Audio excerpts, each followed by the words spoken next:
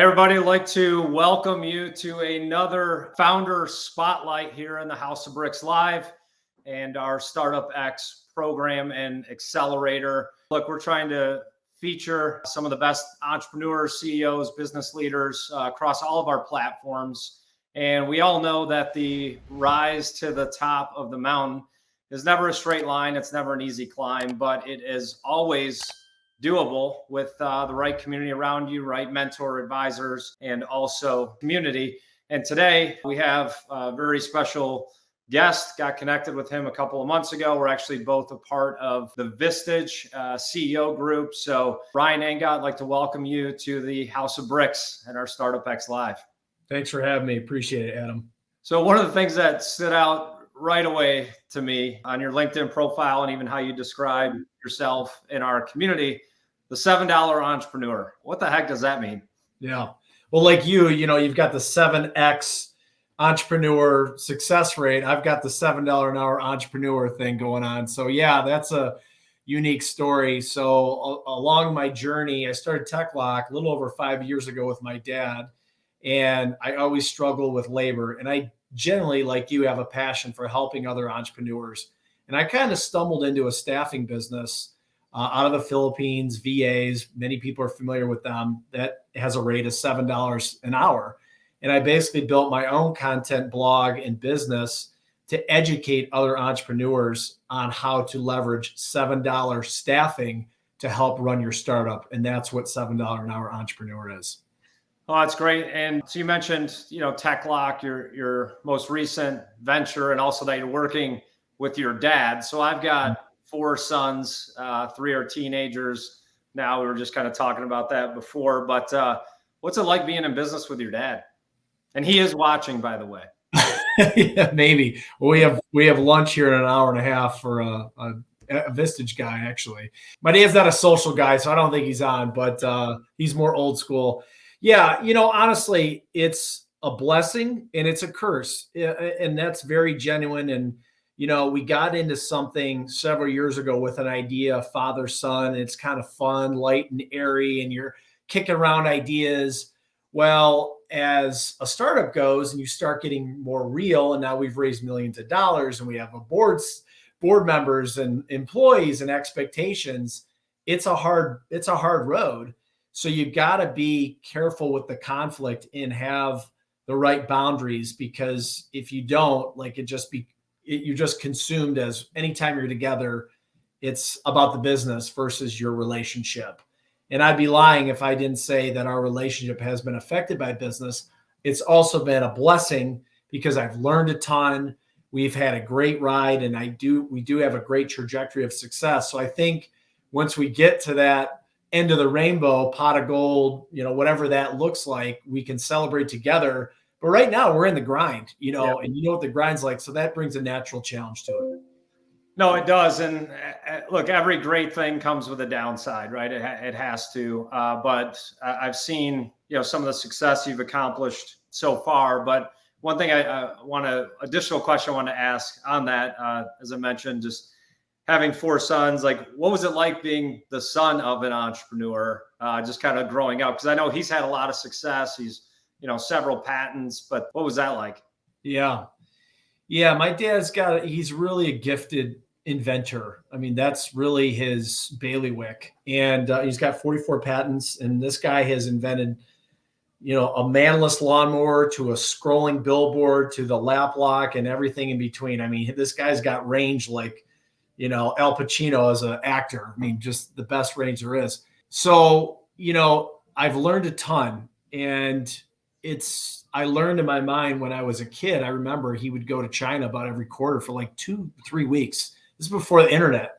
You couldn't Zoom and all that. So I saw the work that was put in, and man, it was like, wow, you just got to be hands-on. And some of the fundamentals that I learned early on really helped accelerate my career and my trajectory to gain, to be courtside next to a 50-year seasoned entrepreneur and inventor. And to be able to apply that to my own business has been invaluable. So it's been a great front row seat in seeing his trials and tribulations. I mean, his stories and successes that he shares, but he's also had failures. and this is how not to fail. So I kind of have my own little natural house of bricks, built in with my dad, which has been great. No, that is great. And like you said, I mean, there's dummy tax that people pay for you. So it does help you not skip the struggle zone, because you're still in it. I'm still in it. I've been doing this my entire adult life. You're going to struggle in business, but that's really where the growth happens. So let's talk to you right now about your current business. Sure. Yeah, I've got two main businesses. One is TechLok. We've invented, and that's my baby. That's where I spend, most of my time and energy, and we've raised millions of dollars. I'm very invested in that. I left my very, cushy, great cybersecurity job almost 2 years ago now. And I became aware of the problem when I was in the cybersecurity industry, that 1,600 laptops are stolen every day in the US, and accounts to billions of dollars of loss for businesses and people, 1 in 10 identity theft victims. So I set out to solve that problem. Knocked on my dad's door, said, "Dad, I'm often leaving my laptop unattended when I'm traveling or at a Panera or Starbucks. And I just found out it's a fireable offense." This is about 5 years ago, that if something is stolen and I got a great job, I could lose my job over it. There's got to be a better way. And we set out to really revolutionize mobile device security, physical mobile device security for the work from anywhere lifestyle. So the really business and concept has born and evolved through COVID. We're now not in a 9-to-5, office environment. It's a work from anywhere world. You've got cybercrime being at an all-time high. So we invented a little gadget called LapLock that physically locks bags, book bags, purses, and laptops together with a small little device that's looks like a small C-clamp. It's about the size of a smartphone, weighs under a pound. Totally unlike anything in the market. And that's our main business. Yeah, and the company is TechLok, just for our listeners out there. And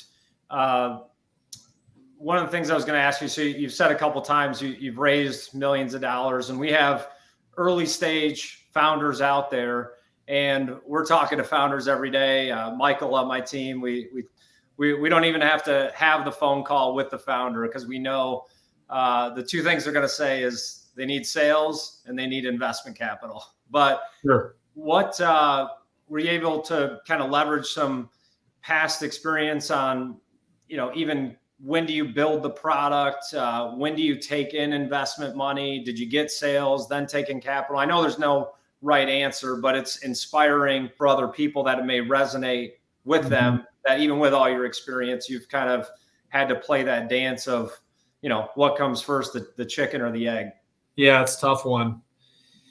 And I've found that, we've bumped our head big time along the way. We really we made $1 million mistake. That's my first thing I'd say to other entrepreneurs, given all this experience, everything we had, now we had a unique scenario during COVID, that when we were building the product, and I'm going to tie this back to your first question, Adam, Yeah. When we were building the product, we said, to get this whole business off and running, yada, yada, yada, it would be maybe a $500,000 investment. We funded most of that.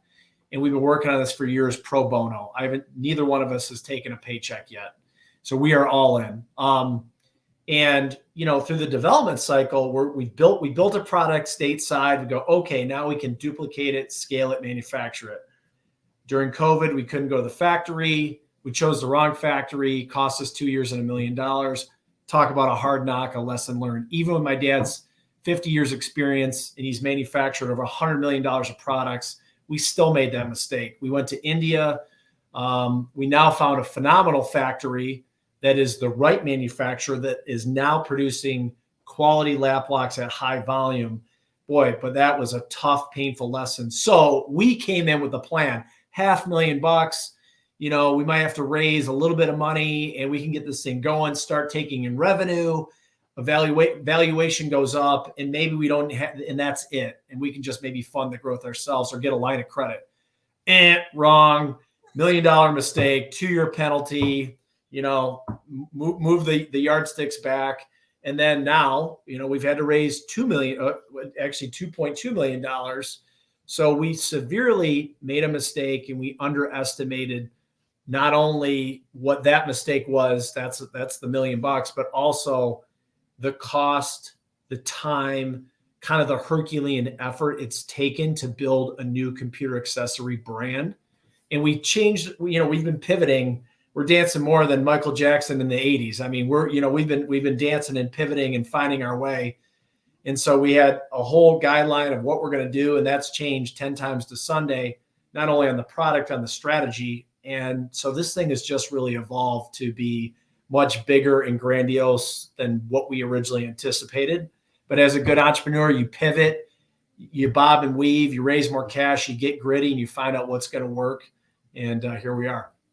No, I love that. And it is absolutely what every founder needs to hear is, number one, the best way to make God laugh is to come up with a well-defined business plan, because it's never going to go the way you think it is, but you can set a target of where you want to be. But like you said, you have to make decisions, read, react, and then make the best decision going forward. But the worst thing you can do is not make a decision at all. So you got to decide, get traction, get feedback, because markets change, right? Products change, consumers change.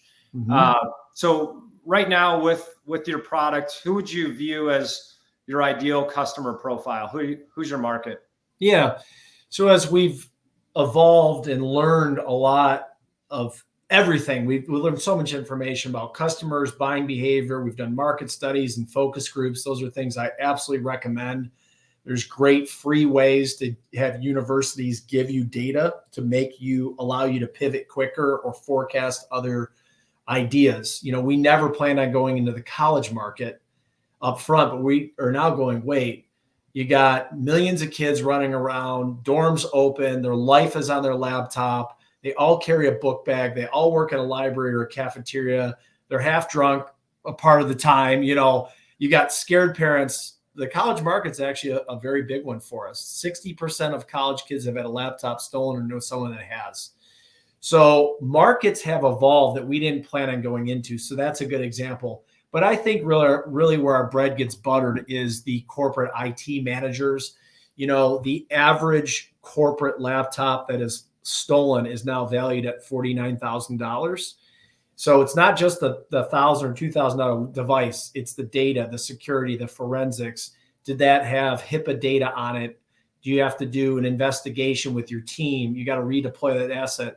So as security restrictions and regulations have rose, businesses, especially high compliance industries, banking, finance, government, energy utility, legal, et cetera, are really our sweet spot to protect these assets in a work from anywhere lifestyle. So we've got a wide variety of markets that we are going after.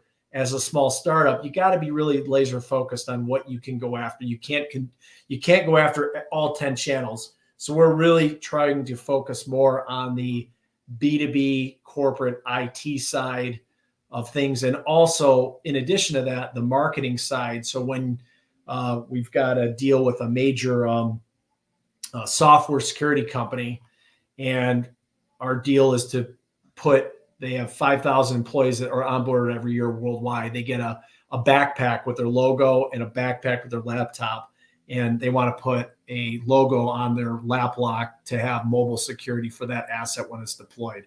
So it's still a B2B, but a very different sales motion than the IT directors.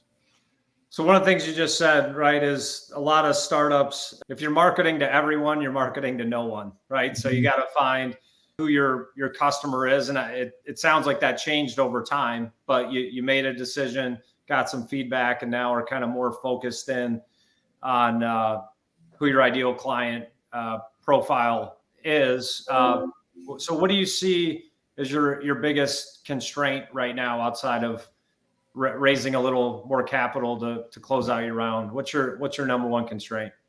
Yeah, raising cash hasn't been that difficult, and we've got a pretty solid management team and experience, and we've got some great logos, retail logos, and we've got traction. And sales have started, the product's proven it's working. It's, to me, balancing forecasting, inventory, and planning are really challenging with a product like ours. It's the chicken and the egg kind of conversation you had earlier. It's easy if we're loaded with cash and we could take on 250 grand worth of inventory and keep our shelves full. That's great and easy to do. Well, you don't want to, tie up all your cash in inventory because you want it for growth and marketing and trade shows and other activities. We're hiring people right now. So walking that balance in this new line we're working in the branded tech swag game, we've got 10 products. LapLock's our hero, now $2 million idea product. That's one of many. We've built like an ecosystem of work from anywhere accessories that you could put, your company logo on, Nike or House of Bricks, whatever, and it can be used in all sorts of applications.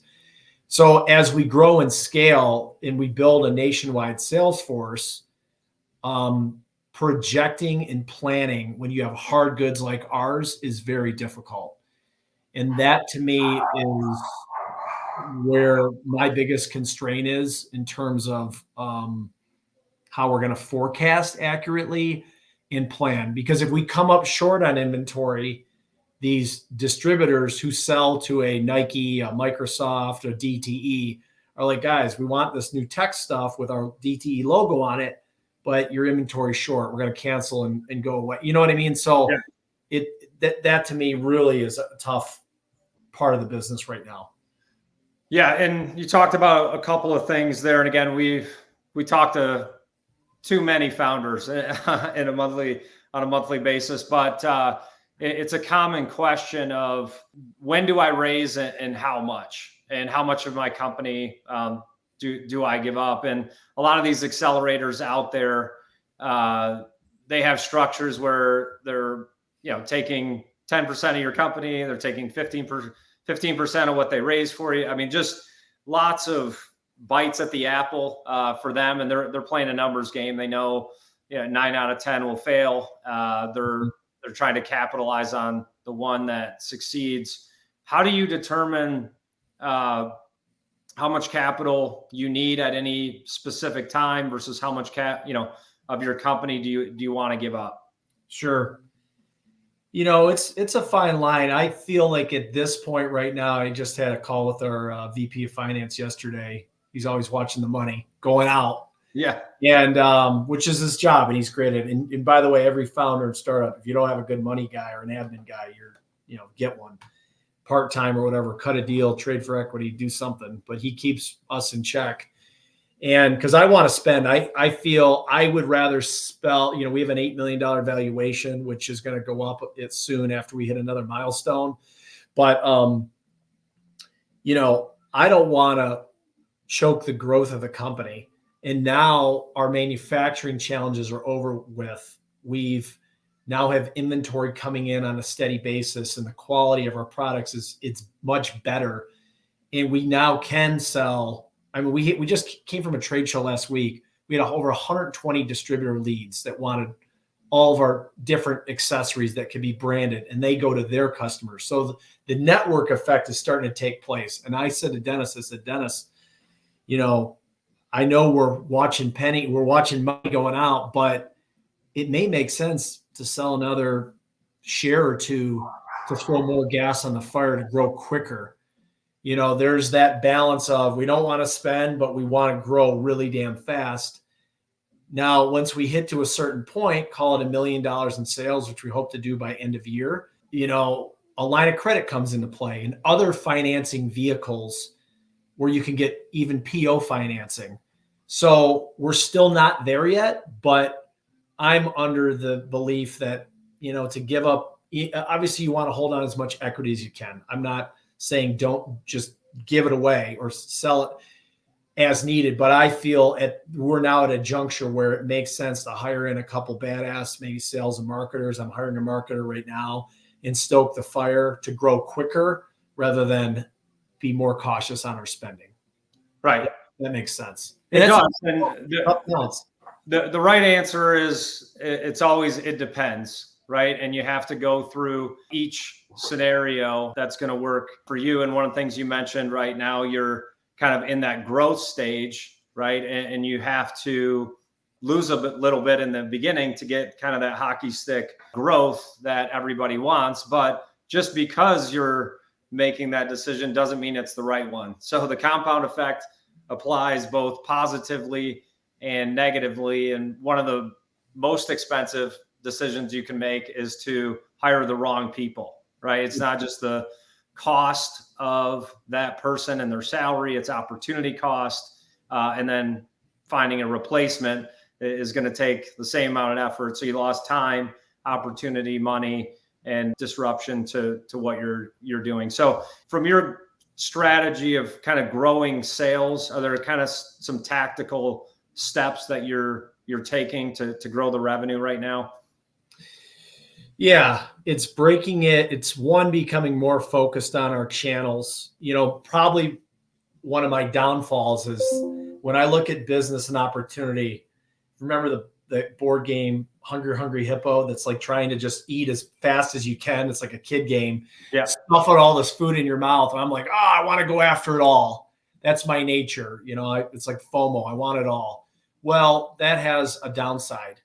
And, we've played in Amazon and direct to consumer online. And I feel like we're just now, after about a year being in the market, finding our sweet spot of where do our product lines really resonate. And I think our immediate home run ball, our biggest home run ball, is that B2B corporate swag game. I mean, when I was at my cybersecurity company, we spent $1.3 million a year on branded stuff. And the branded tech swag is a huge market. And so I'm now saying, guys, let's go in and really bust our butt on this division. We hired a VP of channel sales, Nick Milani, who's phenomenal, former Vistage guy. And so we've kind of said, let's build this out division by division. So I now have empowered Nick to be kind of the president of that promo brand channel. So he's off and running that. And I'm giving him guidance and insight. And I'm saying, what is it needed to build out this team? And Nick's bread and butter, he's been doing sales enablement and building out channel sales teams for 20 years. So he's absolutely the right guy for the job. And then I'm now overseeing a different group because I'm out of bandwidth. I can't do it all. Yeah. And as we grow, we have to realize what people are needing on the chessboard to keep growing as fast as we can, but not being out of control growth fast, and having the right leadership guys or gals in those seats. And that's kind of what we've evolved to in the last several months, that we found the right horse. We've got the right guy. Let's go make it happen. And then we still have the whole other side of the business to run. Yeah. And it's the evolution every founder goes through. You start as a solopreneur. You're doing everything, your sales, your marketing, your finance, business development. You're probably coming up with the product. Then you become an entrepreneur. Maybe you have one person working with you or a co-founder. And then where most of them fail out or peter out is when they have to go from entrepreneur to CEO. And how do you've been doing everything. This is your baby. All your money's in it. How do you start to delegate and empower other people? And it sounds like you're doing that. You're at that specialization stage and then really positioning for that hockey stick growth. And one thing you said earlier, which really changed my career as an entrepreneur, after I sold my first company, my second company is a mobile technology company. We sold to Akamai, but I hired Joel, who's in our community, and everything I am as a visionary, he is as an integrator. So finance, operations, shareholder agreements, operating agreements. Like you said, the sooner you can get that type of a support as an entrepreneur. Entrepreneurs are usually terrible at finances because they think everything's going to work and they want to do it all now. So how does it, what's the strategy? We talk about in our simple framework, like the first thing you have to do is the strategy and where you're going to spend the money and how. And, a lot of entrepreneurs wait too long to make those decisions. And you don't have to hire a CFO. You just need financial analysis and you're still going to make bad decisions. Just how bad's the impact going to be? So appreciate you jumping on today.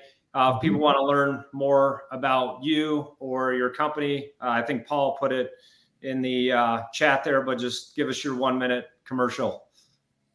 Yeah. So again, Ryan Angott, TechLok Solutions, company number one. We have a line of work from anywhere computer accessory products that are very unique in nature, including LapLock, which is the world's first universal laptop and bag lock, built for those people that love to work at Panera Bread, Starbucks, WeWorks, that want the convenience of keeping their stuff out and secure. So that's business one. Number two, if you're an entrepreneur or a startup or work in a small business, we have a company called Strategic Assistant Staffing that does phenomenal work catered to founders and entrepreneurs at $7 an hour on a month-to-month basis. I started with one. I now have 5 working for TechLok. It's a phenomenal value for startups.